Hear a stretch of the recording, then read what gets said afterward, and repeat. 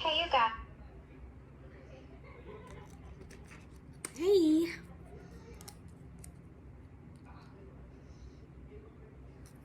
This is a 0 for my thumb.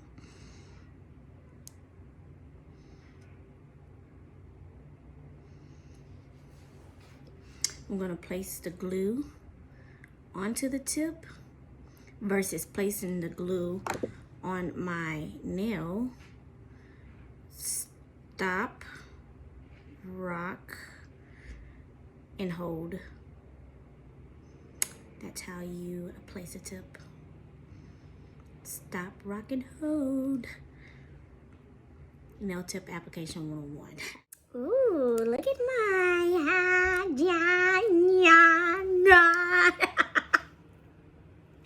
Come here. Okay, so here are my nails. I am about to cut them down because this is not a functional length for me, and I am using scissors. I use scissors because I can go ahead and cut it in one cut. I would usually use tip cutters, but I haven't seen them in a while. I might need to buy a new pair. Okay, and then I go and use the clippers to measure the length of each nail to make sure they're all even on on that one hand.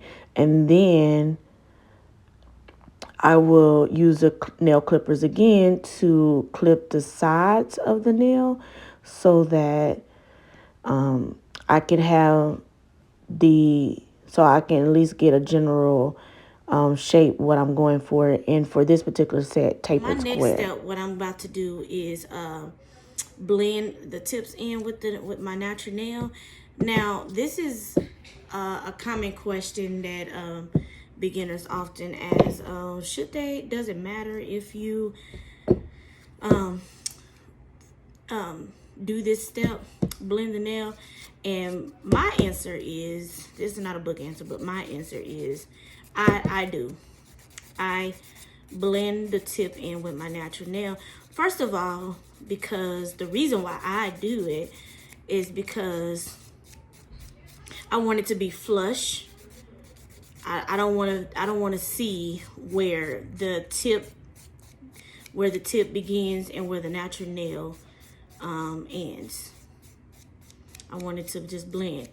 Also, by blending the tip in with your natural nail, because the tip has a really smooth surface, just like you would file the top of your nail ever so gently, not too much, just to remove the shine. But it allows it to have some type of grip when you apply product to it. It won't be so slick. So that is why I blend my nail tip into my natural nail. Okay. I'm doing this so well. Where's my okay, I don't have it with me. Now this is a 180 file. So it's just doing it, but I like using the files that have the arch. So it kind of look awkward, but anyway. Do while I work. Okay. You don't have to really do too much, y'all.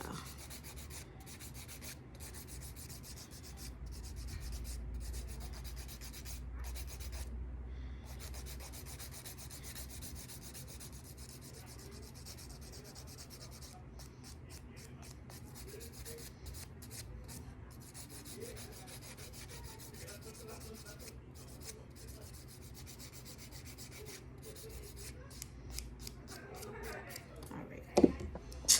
Do.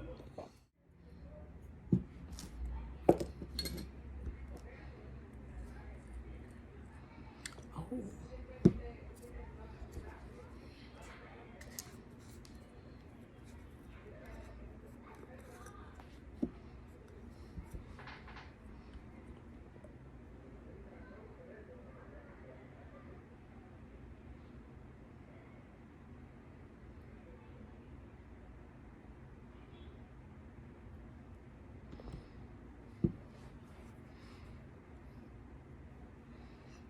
Now, I know a lot of people be like, a lot of nail pros say, oh, I don't like to do dip because it's unsanitary. You have to dip your client's fingers into the powder and it's unsanitary.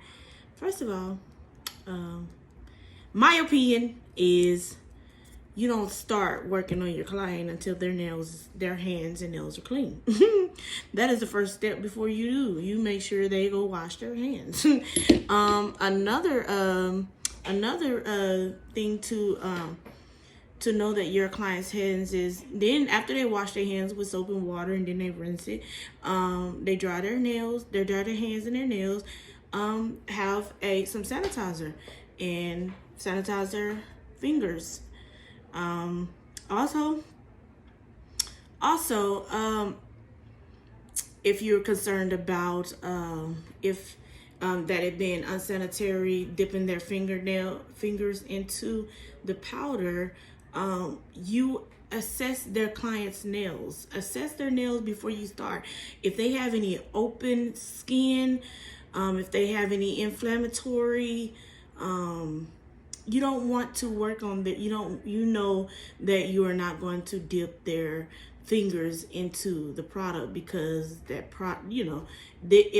it will be contaminated. So after you have assessed their nails, after they wash their hands and their nails and clean it and sanitize, you're good to go. That's just me though, you know what I'm saying? But to each his own. There is another method where you can still do dip and you use a cuticle pusher with the scoop on it and you can scoop the powder. You can have a separate container or use a lid or something like that and scoop it out and then have it over and then you just apply the powder. You can do that. That's a little bit too much for me. I'd rather just boop and be done with it. Or if you're a DIYer like me, I do my own nails, and then I teach people to do their own nails. You ain't gotta worry about it's your product. You the one who using it, so go for it. So I just put the clear on there. Let me go ahead and apply clear all throughout my nails. This is the number 2, the base, which is a resin, and I think you guys didn't see me put primer on, but I did put not primer. I put Bunder on, a base, a dip, the step 1. That's what it is. So I want to go ahead and do that. Now, if you're gonna do a lot of people do it 1 nail at a time. If you're gonna do it 2 nails at a time, you make sure you move fast because that resin does dry fast. You don't need a lot. Okay, let me go ahead and go to the next one. I just want to get it. I'm using a clear powder as my base because I am applying a really pretty color, and colors are pigmented and you don't want to stain your nail. Also, if you are going to change out a color when the next time it's time for you to do your nails over again, if you're just going to change out, you can just simply, instead of having to soak it off, you can just simply just file down to the clear as much as the color off as possible, and then you can put another color on there.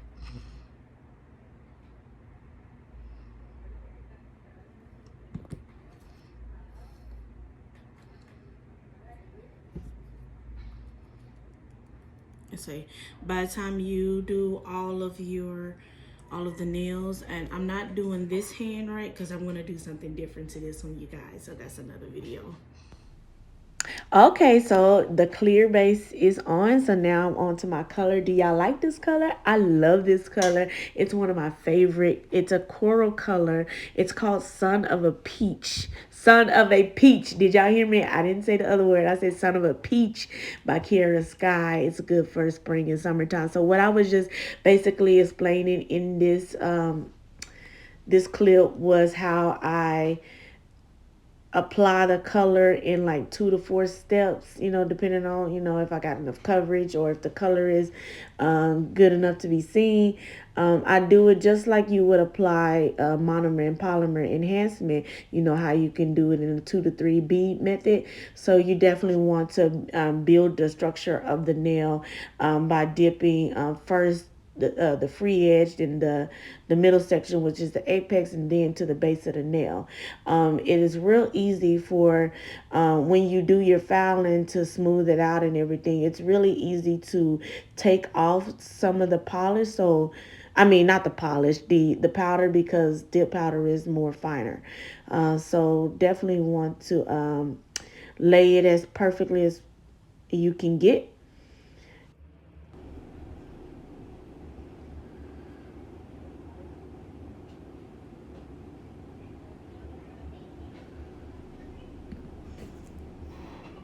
Okay, so do y'all notice how I twist and turn my finger into the powder?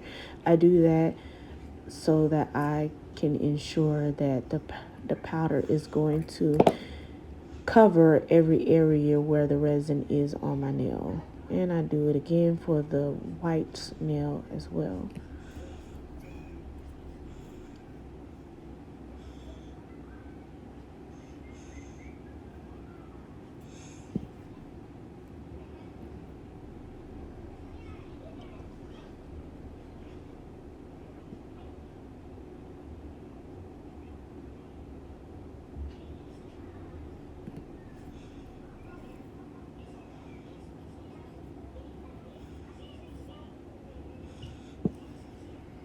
Tap, tap, tap. Knocking off the loose powder.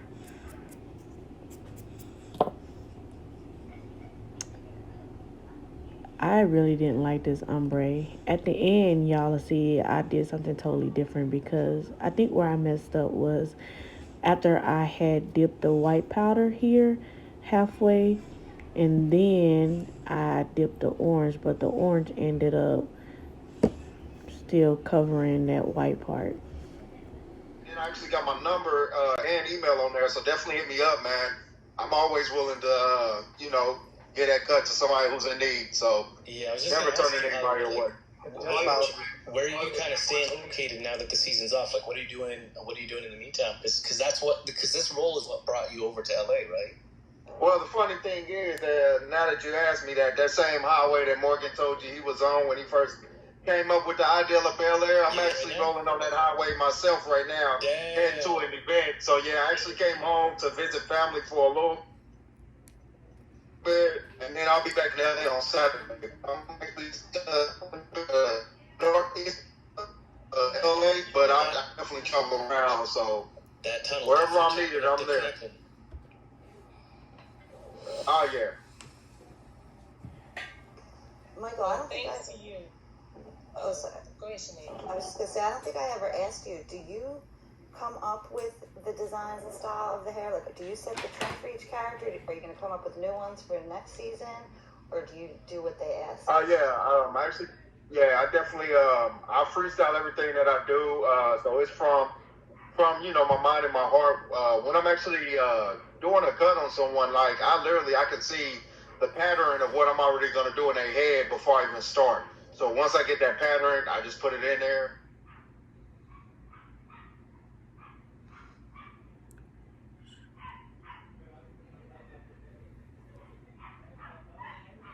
A real challenge? Listen, Mike, if you want a real challenge, forget about LeBron's hairline. I wear a cap. That's my hairline. My hairline is I'm wearing a baseball cap 24/7. So if you want a real challenge, shit, figure out my hairline. Oh man, hey, I'm telling you, it can happen. It can happen. Nah, I'm fucking. Nah, that's ill though, man. That's ill. Yeah, but it's been a crazy ride for me.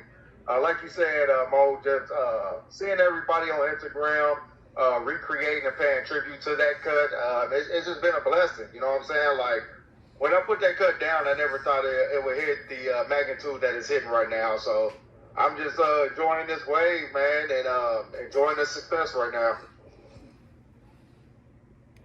That's a blessing, though, man. That's a blessing, though.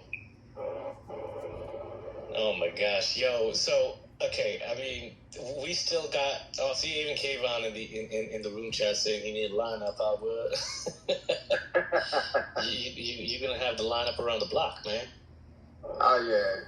Hey, I'm gonna say it like this: anybody who's listening right now that's in the Los Angeles area, my number is 816 316-0946. Definitely hit me up.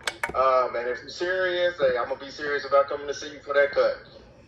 And definitely understand, price went up. Price went up. I was gonna say, now how much of them cuts? Is it $100 a head now?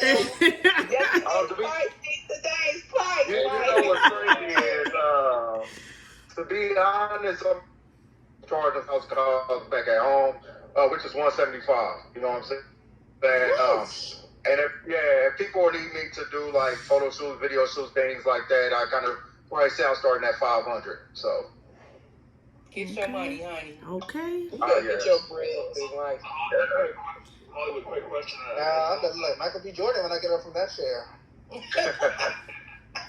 So I have a quick question for Hollywood. Better. Okay. A little joke, I think there was one time there was an NBA game and there was a barber cutting hair, in an NBA game. So you're looking going down that road. You see a Lakers game cutting hair for, one of the Lakers players, that's something in your plans. Just a joke, though. Nah.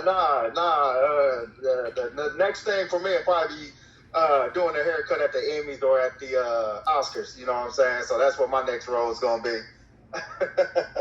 Hey, come on, you said it. Manifest I that. cannot wait because it's gonna happen. Gay. Do that thing right there on the red carpet. Yes. You know how many people did a last minute lineup because they didn't know they was gonna go to the joint, and if you gonna be there just to save the day? Save the day. Yes. Nah, for real though. But man, so shoot, okay, wait. So now we've been talking about some of our favorite scenes, especially from the finale. But I'm curious too, from everyone, and definitely actually, I'll start with you, Mike. But I'd love to know, now that the season's finally done too. Was there a certain episode or a certain scene that you just man, that's just your shit? So for me, it actually will be the pilot. The very first scene that is shown is Jabari sitting at the throne with the lights flashing and the music playing. The reason why that's so iconic for me is because that is the same concept and theme that we used on our fan base trailer. You know what I mean? And just to be a part of it. My nails on point, why your many out of hand? I keep a full set, hands down like a hand. So you ain't gotta overpay. What you want? Acrylic or gel overlay? Put rhinestones on marble. I can upgrade all type of colors. Give word to your mother, bring your sister, auntie, and cousin. It's the one-stop beauty shop. One-stop beauty shop. And if you can't make it to me, I'll pull up on your block. Y'all make sure y'all follow me, like, and subscribe.